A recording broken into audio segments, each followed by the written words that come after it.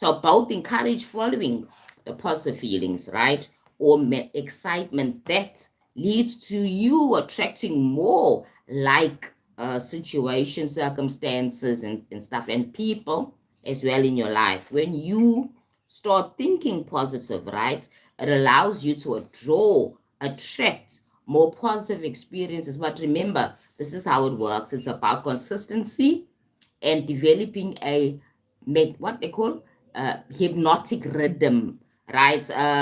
Napoleon Hill talks about hypnotic rhythm. When you do something continuously, it becomes your lifestyle, becomes your worldview. You don't even think about it anymore. You don't need to think, okay, I have to think positive about this thing. It's there naturally because it's a rhythm, it's a frequency. Now, we all have developed certain habits because of it, of the hypnotic rhythm. When we do the same thing over and over again, now those habits could be negative habits because they don't add value into our life experience. Okay, so when I'm saying negative, it doesn't add value.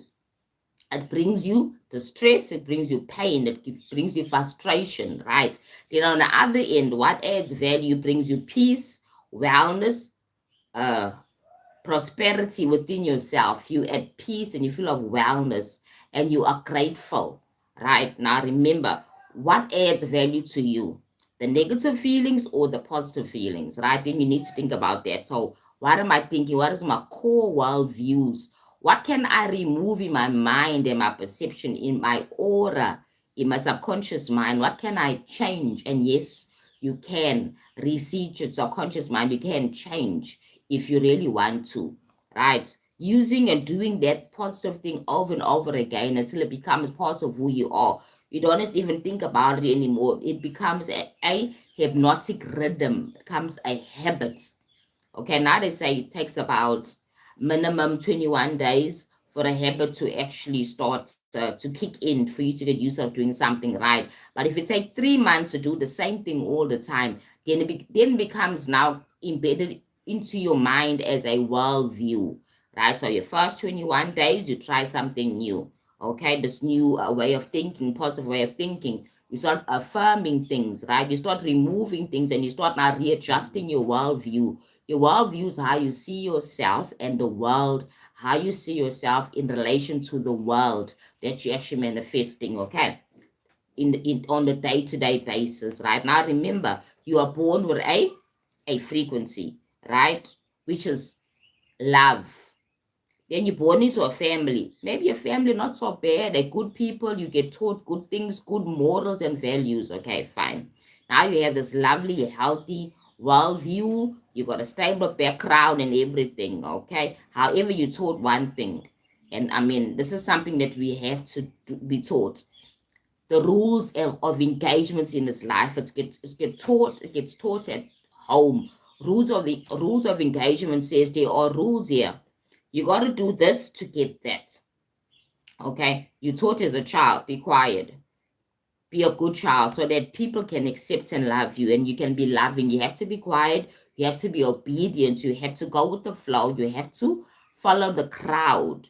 Okay, because that's how you will be accepted. Now you suppressed your true self, your true feelings, and now you learn that, okay, well, I can't say anything which is against the program, against the social norms, or else I'm not going to get the love and acceptance. I'm going to be an outcast. You taught that as a young child, when your mom says to you, okay, quiet time, I'll put you one side because you've been naughty, I'll put you in a corner.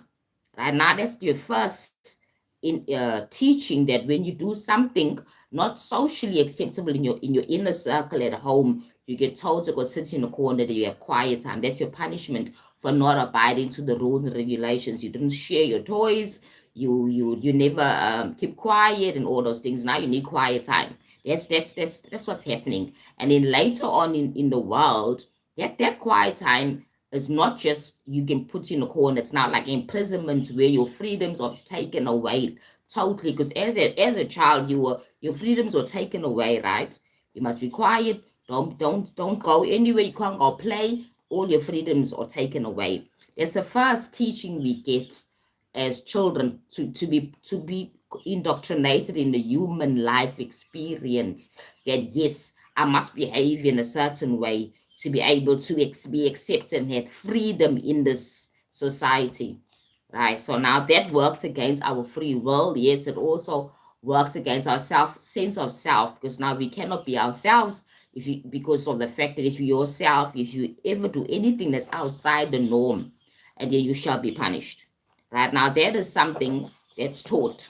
Okay, so what does that do? It also indoctrinates you that you must silence your voice, don't be your true self, be a follower. When other people are saying go left, say yes, let's go left. When you other people are saying blue, then go with the blue, because everybody says the sky is blue, even if you can see the sky is red, whatever. That's your perception, okay?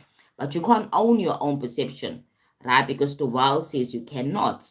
Right? Now that is indoctrination, and that actually silences you and closes down your throat chakra and messes around with your solar plexus and other parts of you.